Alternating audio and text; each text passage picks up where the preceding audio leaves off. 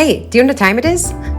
Me neither, but it's 5 o'clock somewhere in the world, and as the Italians would say, è ora dell'aperitivo. Stick around to learn more about happy hour Italian style, including 2 simple recipes for you to create at home, just in time for the holidays. Cheers! Hello again. Welcome back to DiVino Wine School. I'm Annie Shapiro, certified sommelier and the founder of DiVino. What is the aperitivo?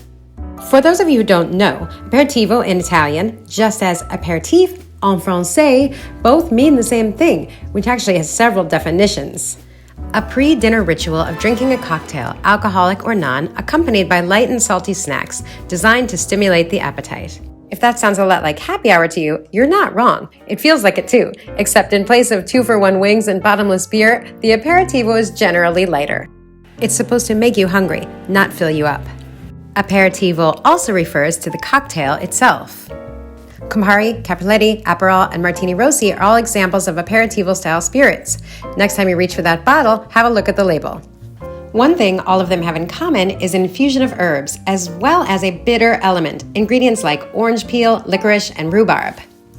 These ingredients were discovered centuries ago to stimulate the appetite and aid in digestion. Since they were originally developed as health tonics, you can also find a lot of non-alcoholic aperitivos.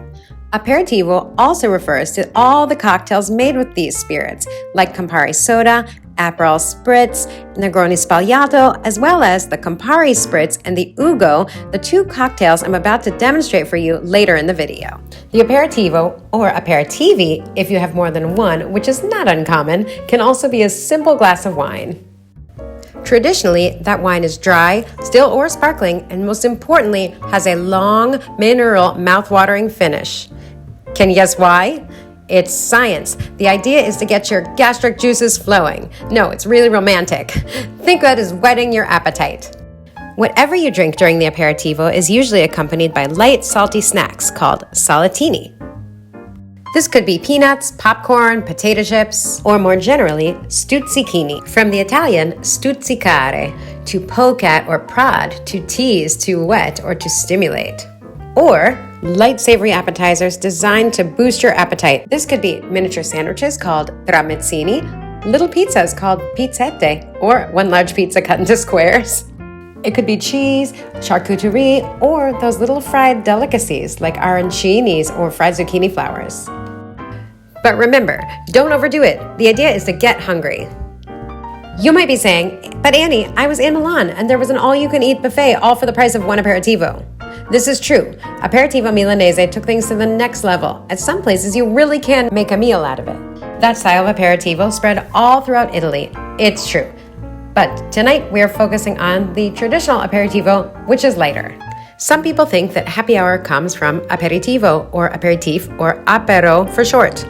Apero, happy, apero, happy. It makes sense. But actually, the origins of aperitivo are the Latin word aperire, to open or to uncover. In this case, we are opening up our appetite. The tradition of having a pre-dinner drink to get your juices flowing dates back to the Roman times. The modern iteration of the aperitivo was born in Torino in the late 18th century with the advent of vermouth, a wine infused with herbs originally introduced by Antonio Benedetto Carpano, who is still, in fact, a household name, at least for those who love vermouth. The trend of sipping vermouth at the cafes of Torino, accompanied by a light snack, soon traveled all throughout Italy and evolved to become the aperitivo we know today. So, while the etymology has nothing to do with happiness, we can all agree that sitting down after a long day with a cocktail and the right company and some light snacks is definitely a very happy tradition. On that note, let's get to the recipes.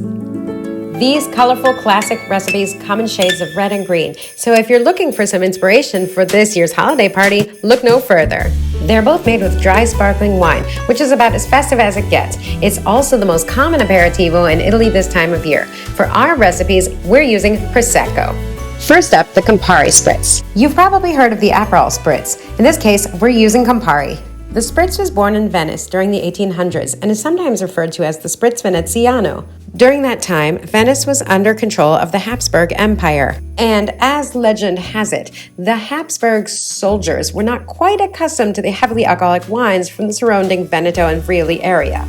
And so they added a spritzen, German for a splash of water, to lighten them up.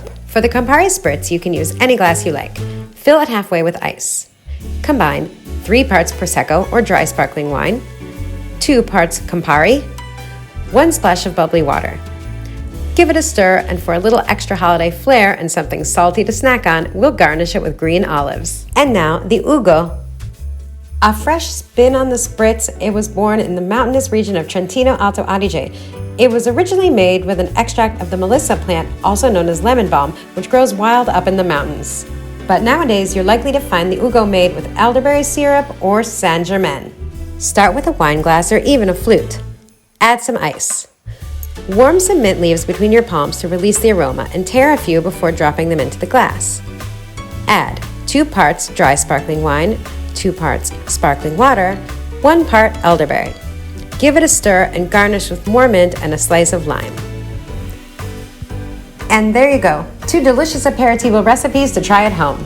And if you're in the New York City area, stop by Bread and Tulips restaurant. They were kind enough to let me shoot this video at their beautiful bar. Starting December 1st, both the Ugo and the Campari Spritz will special feature on their cocktail menu for the holidays. As always, don't forget to stop by the DiVino blog for more information and to download both of these recipes. Happy holidays and cheers!